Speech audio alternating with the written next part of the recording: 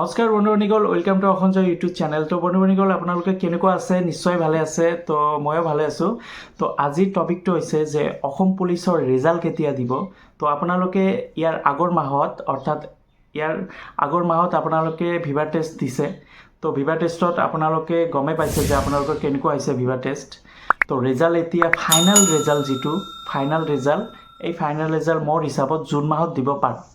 হয় ফ্ৰেণ্ডসকল, কিয়নো অসম চৰকাৰে ইমান সোনকালে কাম কৰি আছে, তো এই ৰিজাল্টটো জুন মাহত দিব পাৰে। মোৰ হিচাপত জুন মাহৰ ফাৰ্ষ্ট বা ছেকেণ্ড উইকতে আপোনালোকে পাই যাব ৰিজাল্টখিনি, আৰু নহ'লে একেবাৰে জুন মাহৰ শেষৰ পিনে ৰিজাল্ট পাই যাব। তো এইটো হ'ব ফাইনেল মেৰিট লিষ্ট। ইয়াতে যদি নাম থাকে তেন্তে আপোনালোকৰ চাকৰি হৈ গ'ল। এতিয়া কথা হ'ল যে ভিভা টেষ্টত আপোনালোকক দুজনকৈ মাতিছে, অৰ্থাৎ এটা ছিটৰ বিপৰীতে দুজনকৈ মাতিছে। 1:2 দুজন ষ্টুডেণ্টকে মাতিছে এটা ছিটৰ বিপৰীতে। অৰ্থাৎ এক্সাম্পল স্বৰূপে আপোনালোকে ভাবি লওক, যদি আমাৰ অসম পুলিচৰ ভেকেঞ্চি অৰ্থাৎ পোষ্ট 10,000 থাকে, তেন্তে 20,000 কেণ্ডিডেটক ভিভা টেষ্টত মাতিছে। তো সেই 20,000 কেণ্ডিডেটৰ ভিতৰত 10,000কে ছিলেক্টেড কৰিব, অৰ্থাৎ এজনকে ছিলেক্টেড কৰিব, দুজনৰ বিপৰীতে এজনকে ছিলেক্টেড কৰিব। তো বন্ধুবান্ধীসকল, আপোনালোকে গমেই পাইছে যে আপোনালোকৰ ভিভা টেষ্ট কেনেকুৱা হৈছে। তো এতিয়া কাট অফ মাৰ্কটো কেনেদৰে সিহঁতে প্লাছ কৰিব। ফ্ৰেণ্ডছসকল, অকল ভিভা টেষ্টৰ মাৰ্ক নহ'ব। ফ্ৰেণ্ডছসকল, আপোনালোকে যিটো ফিজিকেল দিছে সেই ফিজিকেলৰ মাৰ্ক, তাৰপিছত ৰিটেন টেষ্ট দিছে ৰিটেন টেষ্টৰ মাৰ্ক, তাৰপিছত ভিভা পৰীক্ষা দিছে ভিভা পৰীক্ষাৰ মাৰ্ক, সেই সকলোখিনি প্লাছ কৰি যদি আপোনালোকৰ নাম্বাৰ হাই থাকে, অৰ্থাৎ কাট অফ মাৰ্কত আপোনালোকৰ হৈ যাব। অকল ভিভা টেষ্টৰ নাম্বাৰ লৈ এইটো ফাইনেল মেৰিট লিষ্ট নকৰে।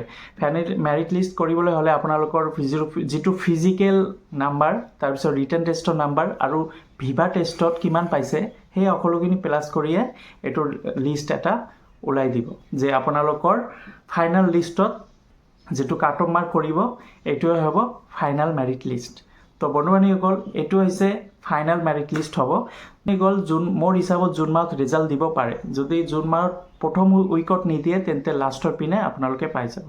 আৰু ৰিজাল্ট আপোনালোকে এটা ন'টিচ কৰিব, আৰু ৰিজাল্ট দিয়ে একেবাৰে আবেলি সময়ত, যিটো সন্ধিয়া বজাৰ লগে লগে তেতিয়া ৰিজাল্টটো দি দিয়ে।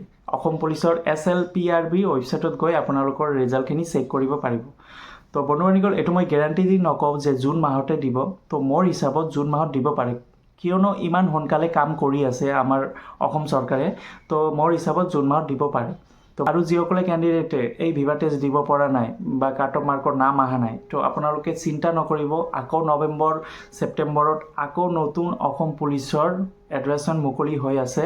তো এতিয়াৰ পৰাই প্ৰিপাৰেশ্যন লওক, যাতে ইয়াৰ পিছৰ বছৰ আপোনালোকৰ যাতে সেই অসম পুলিচৰ লিষ্টত নামটো থাকে, যাতে আপোনালোকৰ হাতত এপইণ্টমেণ্টটো লেটাৰটো থাকে।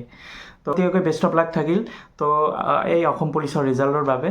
তো আজিৰ এই ভিডিঅ'টো এইখিনিয়ে সমাপ্ত কৰিম। যদি ভাল লাগে লাইক কৰি দিব আৰু নিজৰ বন্ধু বান্ধৱীসকলক শ্বেয়াৰ কৰি দিব। ধন্যবাদ।